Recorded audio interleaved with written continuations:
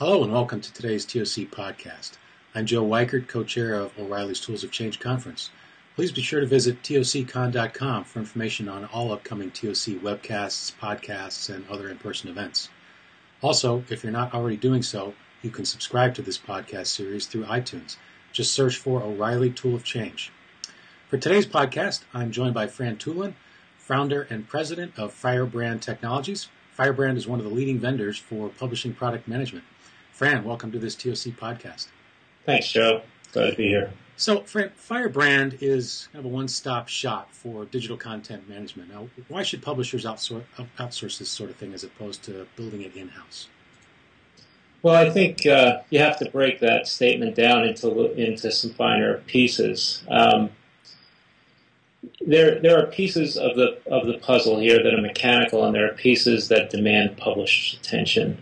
I think that publishers can't outsource QA. It's their product. They need to make sure that they're in charge of their product and that it goes out the door. It has their signature on it.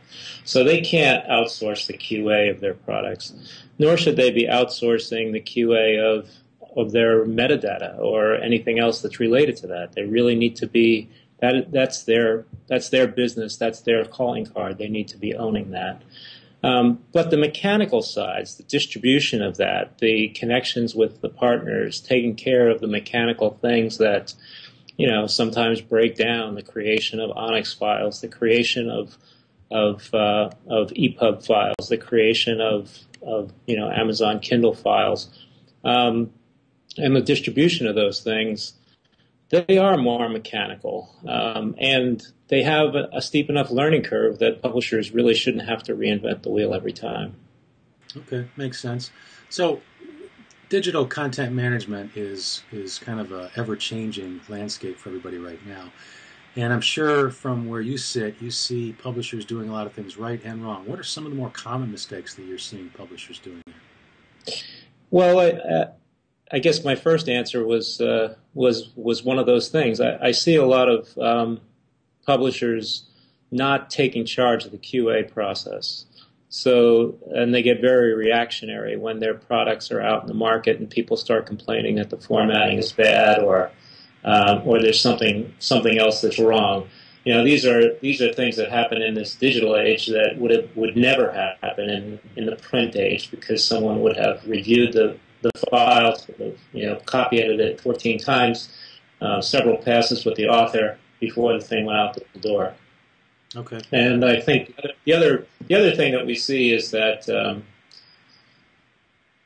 publishers have a wholly separate view of their product files versus their metadata files and how they move, and they move in separate ways, and sometimes they don't hook up right and causes a lot of problems.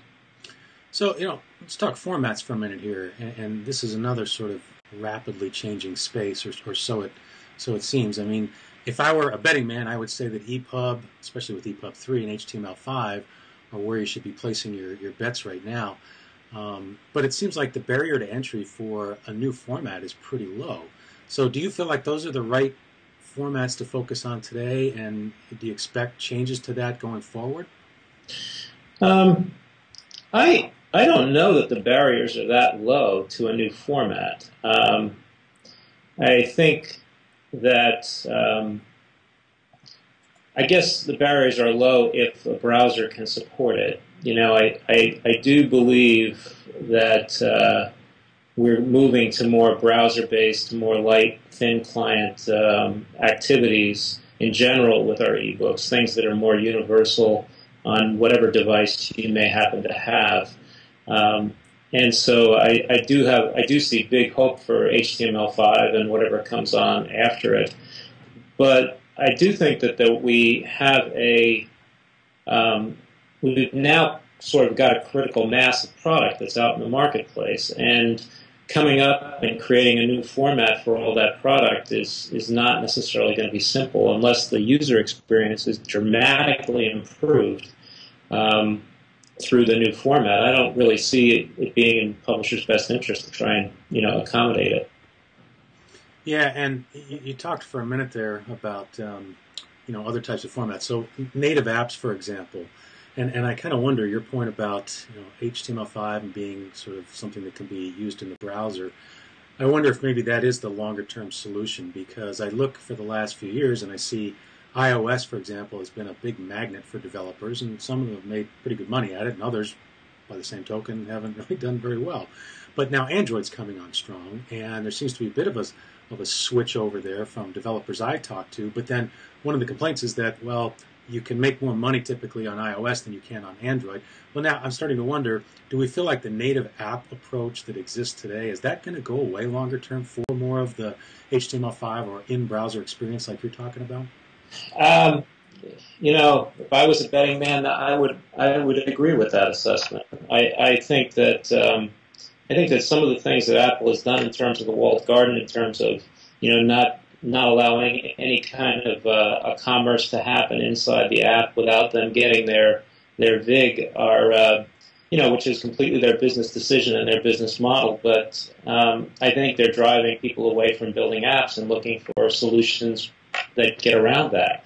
And so, enter HTML5, and suddenly you're seeing developers moving in that direction, especially with, some of the fantastic capabilities that are in that format. Yeah, that's my take on it. I actually think that Apple's business model is driving away iOS development as much as HTML5 or other tools might be driving people toward that development platform. Yeah, and as excited as I am about HTML5 going forward, I'm also really curious to see what impact epub 3 has on our industry. So what do you think about that? Is it going to be a while before we see it fully in compliance reader apps and content that's leveraging it? Is it a longer sort of build out there, or what? I don't really know, but I would say this, that I think that we're going to find that different kinds of reading are going to be better supplied by different kinds of formats and devices. What we need for educational purposes may be much different than what we need for our own entertainment purposes. If we're doing passive reading for long form narrative things, we don't really need much in the way of capability.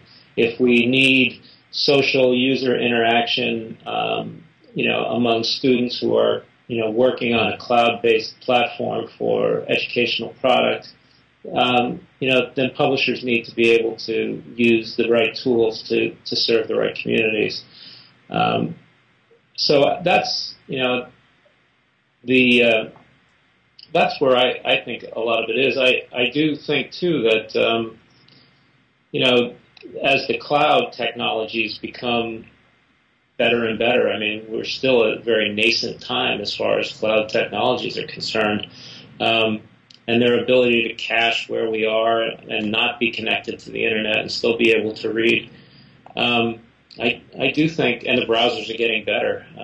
It just seems the browser experience that we have this year in, Chrome or any of the other tools that are out there are far superior to what we had, even 5 years ago. So it's, I do think it's all going that way. I'm not sure where epub 3 will fit, except that I think epub in general has served an incredibly important purpose in the industry in terms of coalescing all the industry players around a common theme and getting them to really work together on it. So I think that's all very important. I think the technology may surpass it, though. Okay. How about Amazon? They're off there and seem to be pretty content with Moby instead of epub. You think that they'll stick with that, or is there going to be some point where maybe they'll go with epub instead? Yeah. I don't know anyone who's ever tried to anticipate what Amazon was doing and lived to tell the tale. That's like trying to determine whether the Red Sox are going to make the playoffs or not. But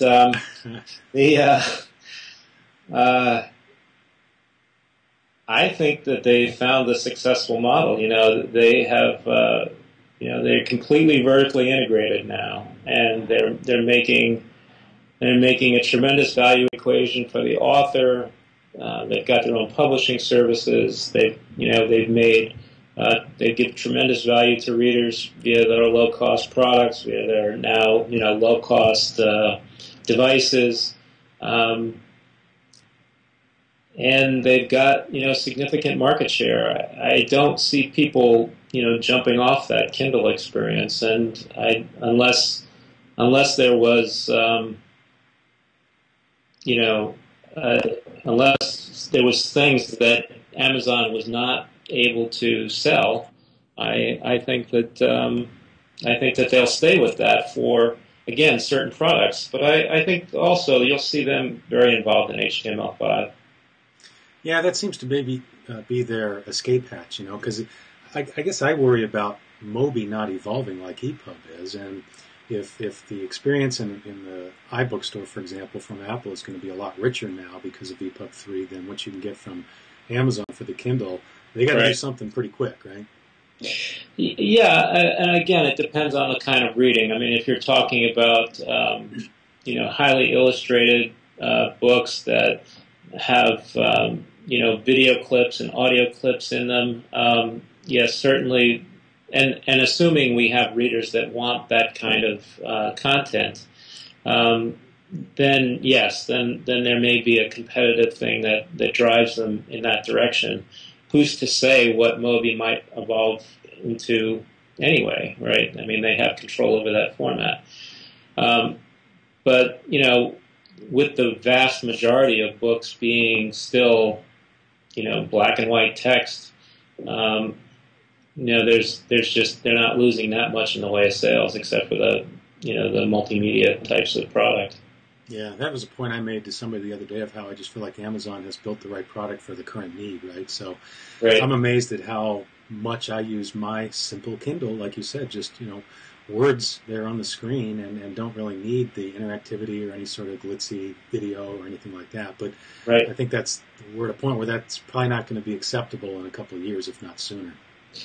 Yeah, and that's a big point of debate, I think, in terms of when are we going to need more things. I personally think that when you look at the trends of how many college students have sort of rejected ebooks and in terms of and wanting print books, and I know you've had kids in college and I have kids in college, we have got my son an e-reader. He doesn't even want it, even though a couple of his books are available cheaper that way.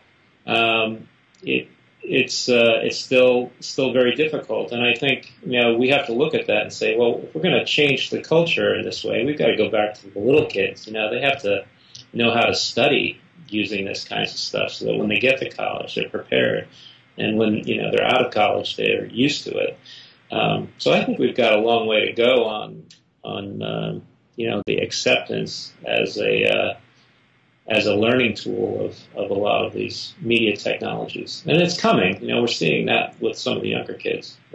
Yeah, I suspect you're right. And just to be clear, I mean, when I say it may not be acceptable in a couple of years, there's still going to be a lot of just written content that people are going to want to read without needing all those extra features and fancy bells and whistles. So it's just, I think that people are going to be more demanding of their device and want the ability to access some of this other type of content, which you can't on a Kindle right now. Right. No, that's correct. I mean, I think that people who are doing very deep studies on any kind of a subject area are sort of looking for an authoritarian Google, to help them find out what they need to find out to take them in directions of study. But all that material being the right material for what they need and being of authentic sources. Yeah. So let's talk for a minute about one of Firebrand services, NetGalley. I get asked for my publishing blog to review books every now and then, and I'm amazed that still today, in this day and age, when I push back to the publisher or the author and I say, hey, can you get me it digitally? Can I get a Moby or an EPUB so I can read it on my iPad or my Kindle? The answer, I'd say 9 times out of 10 is no. And so I'm just, what's happening with NetGalley? How do we get more publishers to think digitally at the pre-release stage? Well, NetGalley's had a fabulous year this year. We've got over 120 publishers, about 39,000 registered readers on the site. I think the biggest challenge with everything in publishing related to digital formats of anything is the workflows that are involved and how publishers have one workflow for their print products and another workflow for their e-products. And it's only been with the advent of the pickup in devices in the last 2 years that we've seen NetGalley really take off, even though the concept has been around for several years. That now there are enough readers out there, people want their content digitally, and publishers are responding. But that's made tremendous changes internally because galleys were never available electronically, a couple of months prior to publication, so that someone could review it. So that all of those changes in the production process and everything are the big challenges that publishers really have to face. But I say we're seeing a massive uptick. We've got all the big six publishers now on NetGalley. We've got many publishers that are doing just a couple of titles a year on their university presses. It runs the whole gamut. So I think your answer should maybe go from 9 out of 10 no's to 9 out of 10 yeses in the next year or so, I would think. Good, glad to hear it, because the time has definitely come, and it's just much more convenient for me. If I'm going to read, I haven't picked up a print book in quite a while, so I almost demand it now. So, last question for you, and I hope you'll be direct and honest with me, knowing that I'm with O'Reilly, I'm part of the publishing community. You are in a unique position to see what publishers are up to and how they're dealing with this transition to the digital world. So what do you think some of the things are that tomorrow's successful publishers are going to have to get better at than what they're doing today? I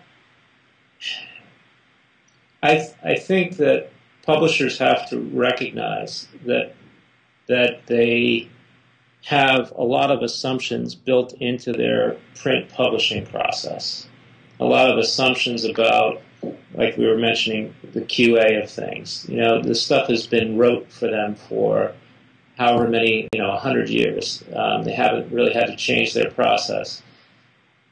Electronic books are a much different animal from that perspective. The fact that they need to be out in multi-formats, that rights are so much more important. I can't even, don't even get me started on the rights thing, but the idea that physical books, it was easy to put territorial rights on them because it was hard to ship them past those territorial boundaries. Now with ebooks, it's no harder to ship it to Uzbekistan than it is to ship it to, the next town over. So, understanding what those rights are, I think, is a huge issue, and understanding and being able to manage the rights of their distribution partners and of their retail partners. What rights are they being granted is much more important now than it ever was before.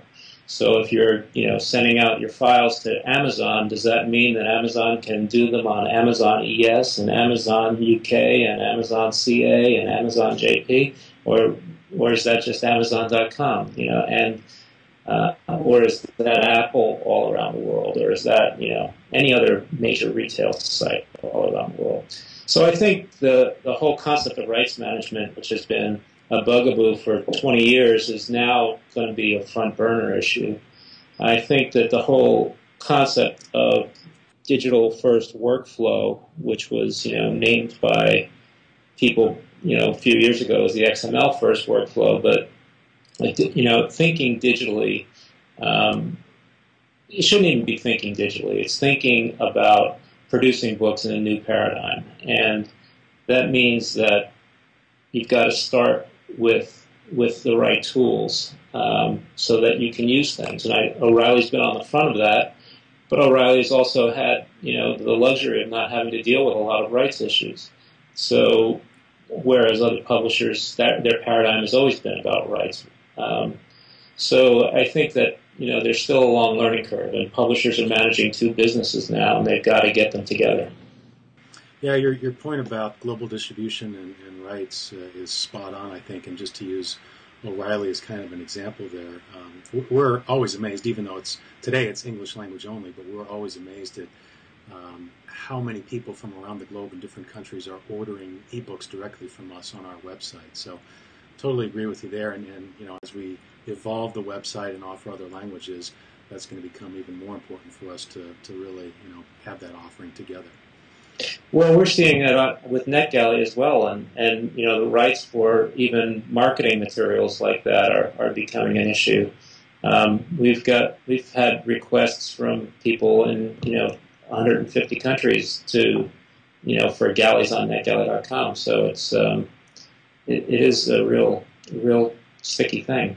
Yeah, I think we in the United States kind of take it for granted that we have access to so much content, but when you study and see some of these countries that are ordering our content in particular, it's like, wow, this is great. This has opened up the doors, I'm sure, for accessibility, right? Yeah. Okay. Well, hey, Fran Toolan of Firebrand Technologies, thanks so much for being part of this TOC webcast. Thanks, Joe. I appreciate the time.